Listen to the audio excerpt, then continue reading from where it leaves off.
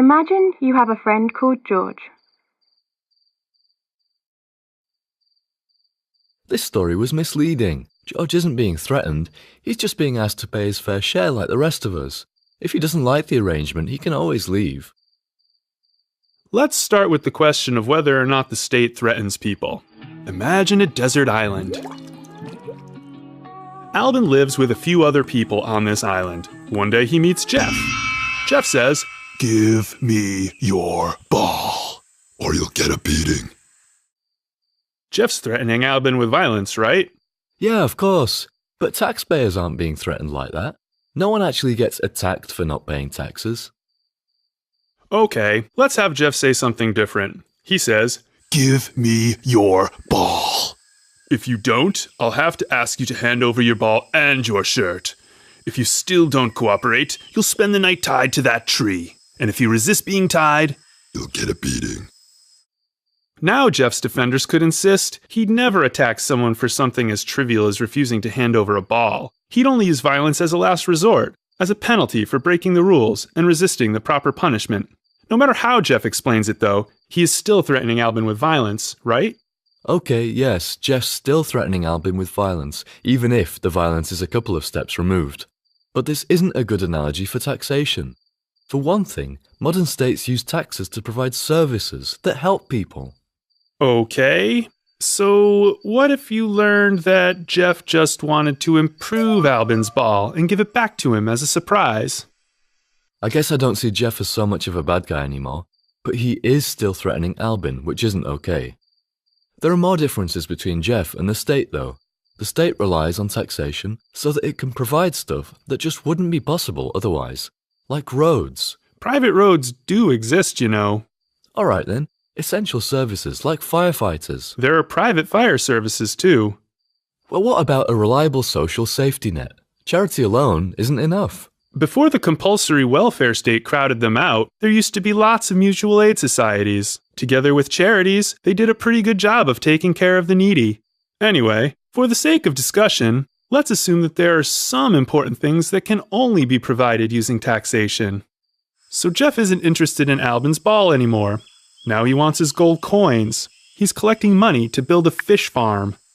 There was a serious fish shortage last month, and Albin agrees that a farm would be a good idea, but he doesn't trust Jeff with his money. He'd prefer to use it in other ways. Jeff says, "The farm will benefit everyone, and everyone else has paid their share. It just wouldn't be fair if you didn't chip in. That's why you'll get a beating if you don't hand over the money." Jeff just wants to prevent Albin from free-riding on an improvement that will help everyone. But isn't he still threatening Albin with violence? Alright. But in a modern democracy, it's the people who decide the law through their representatives. That's very different to an island where there's no representation. Okay, let's change things on the island to fix that. Some of the islanders decide that there should be a ruler with certain powers that other islanders don't have. This ruler is chosen by a vote, and Jeff was the first winner. Like before, Jeff is telling Albin to pay towards the improvements he has planned. If Albin doesn't surrender the money demanded, he'll be told to hand over even more. If he consistently refuses, eventually, the island guards will show up at his house, take him away, and lock him up. When his kidnappers arrive, Albin could try to get them to leave by shouting a warning and drawing a weapon. But he realises it's far more likely that he'll be killed than succeed in escaping the state's chain of demands and punishments, at least while he's staying on the island. Wait. Police officers aren't killers. They don't usually need to be. But think about it like this. What do you think would happen if there was no danger to Albin of being killed, no matter how far he went in his resistance? If the guards just left people alone who defended themselves powerfully enough, word would get out that you could safely ignore their demands. I think a great many people would choose open resistance. I bet even those who liked the idea of a state would resist. They'd be asking themselves, why should I be the sucker paying a big chunk of my income for all these free riders when there's a safe and easy way out? The guards hardly ever use actual violence against people like Albin. As long as most people at least have the idea that resistance is futile, that's enough to keep the state functioning. Because the guards very rarely need to use violence, People might even forget that the state is ultimately ready to use deadly force to secure obedience. Yes, okay, so maybe taxation does depend on threats of violence. But that doesn't mean that taxation is theft. Every citizen is bound by the social contract. You live in a country knowing what's expected of you, and what the punishments are if you don't follow the rules. If you really don't like the terms, most states do allow you to leave. And I know what you're going to say. I never signed a social contract. But that doesn't matter. When the bill arrives in a restaurant, you have an obligation to pay even though you didn't sign anything. It's the same kind of thing with the social contract. By staying in a country, at least after you're old enough to leave, you're agreeing to abide by the rules and you're granting permission to have certain kinds of force used against you if you don't stick to those rules. Hang on a second. The restaurant boss gets to set the rules because he owns the restaurant. It's being the owner of a thing that gives you the right to say who gets to use it and how. Some people say that a social contract exists between the state and the citizen. Okay. But how did the state come to be the owner of the land it imposes its laws on? It's important to know, because if it's not the owner, then the state has no authority to set the terms of use of that land, and it's actually aggressing against the people it taxes. Some people don't believe that the state is the rightful owner of the land it claims.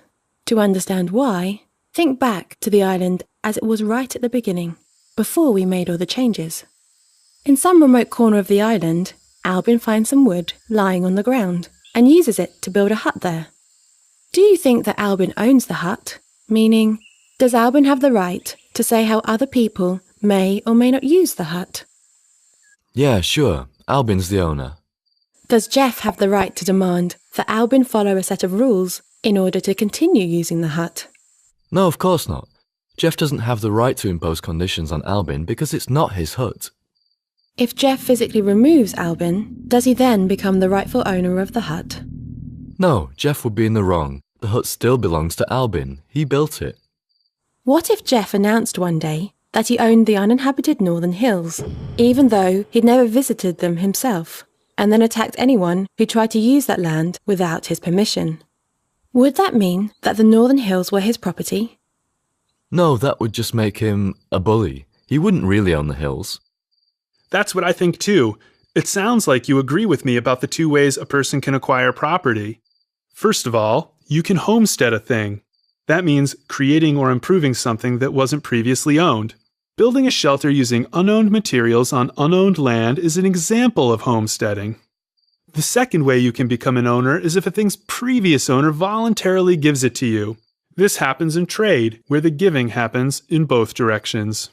There may be disagreements about exactly how you have to homestead something to become its owner, or how long you're allowed to leave a thing unused before someone else can claim it, but I think most people agree about the basics. Jeff doesn't own Albin's shelter or the hills. If voluntary transfer and original homesteading are the two ways to become an owner of a thing, then most of the state's claims to land ownership are suspect. That's because most of the land was already owned when the state took it by force, or the land was unowned, and instead of homesteading it, the state just threatened to punish users who didn't seek its permission. So, the state behaves like Jeff stealing Albin's shelter, or announcing that he owns the hills. But we don't believe ownership works that way. If we want to be consistent, I think we have to admit that the state doesn't own most of the land, and that there is no legitimate agreement between the state and most of the people it taxes. There is no real social contract, just threats of violence. But if we go back far enough, there are many pieces of land that were taken by force from someone. I live on land that was stolen less than 200 years ago. Does that mean I don't have a right to live there? It's a good question. An ancestor of the person the land was stolen from could show up and demonstrate that they have a better claim on the land than you do. But if no surviving ancestors are interested, then it might qualify as abandoned land. Abandoned land is treated like land that was never owned. It can be homesteaded and passed on through voluntary exchange afterwards. Okay, that does sort of make sense.